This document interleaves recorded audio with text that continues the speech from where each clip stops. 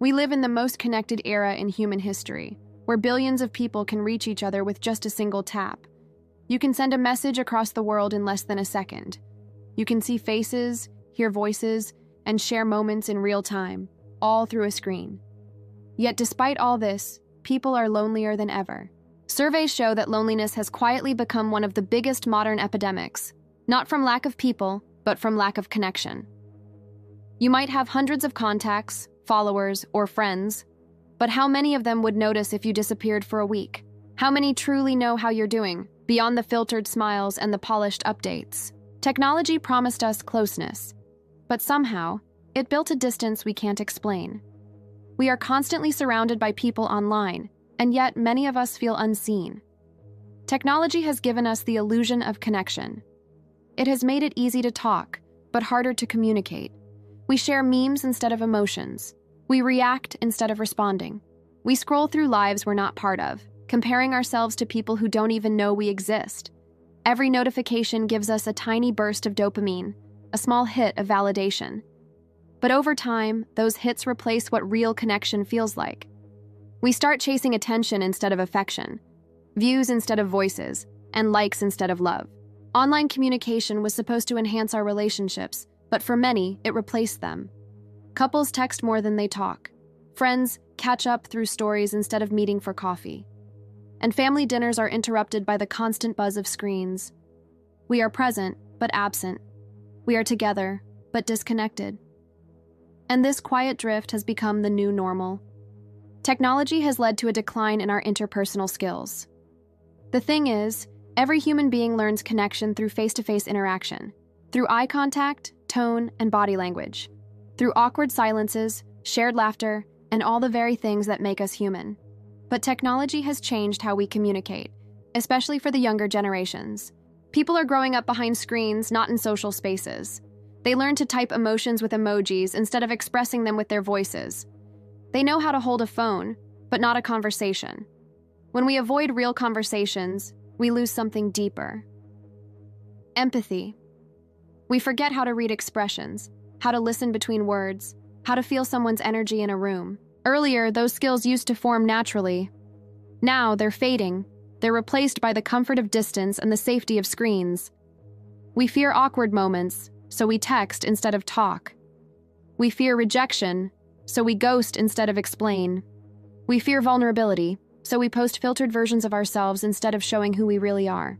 Technology hasn't just changed how we talk, it's changed who we are when we talk. We've become fluent in digital language, but emotionally tone-deaf in real life.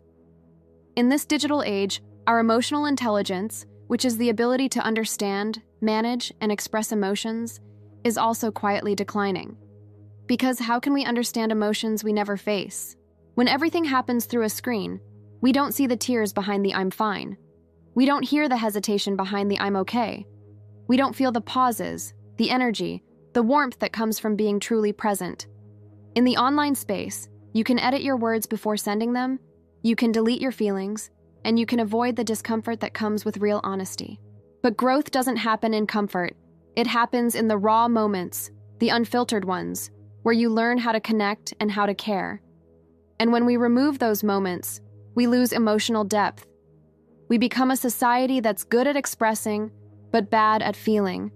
We talk constantly, but listen rarely, and we share everything, but connect to nothing.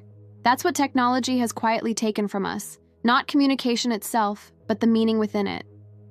We see it everywhere, couples sitting side by side, scrolling separately, friends hanging out but staring at screens, families together in silence, distracted by digital noise. We are more available than ever, yet less emotionally present. Our conversations are shorter, our attention spans smaller, our patience thinner. We've replaced genuine curiosity with constant multitasking, never fully there for anyone, including ourselves. Even dating has changed. It's become a marketplace of swipes, filters, and first impressions that last 3 seconds. We've turned love into an algorithm, reducing connection to compatibility scores and physical attraction, and because of that, commitment feels disposable. We ghost instead of communicating. We block instead of forgiving. We move on instead of understanding. Technology has made relationships convenient, but not meaningful. And deep down, we all feel it. The truth is, technology isn't evil. It's powerful, but how we use it determines whether it connects or isolates us. It can bridge distances, help us stay in touch, and bring people together who would have never met otherwise. But we must remember, no app can replace a human touch, no message can replace eye contact, and no emoji can replace empathy. Maybe it's time we relearn how to connect. We start calling more instead of texting, we meet instead of message, and we listen, really listen, whenever someone speaks. Because connection isn't built through Wi-Fi. It's built through presence. In the end, technology won't kill our relationships. Our dependence on it will. If we learn to control it instead of letting it control us, we can use it as a tool to enhance life, not escape it. But if we don't, we risk becoming a generation that forgot how to love without screens in between.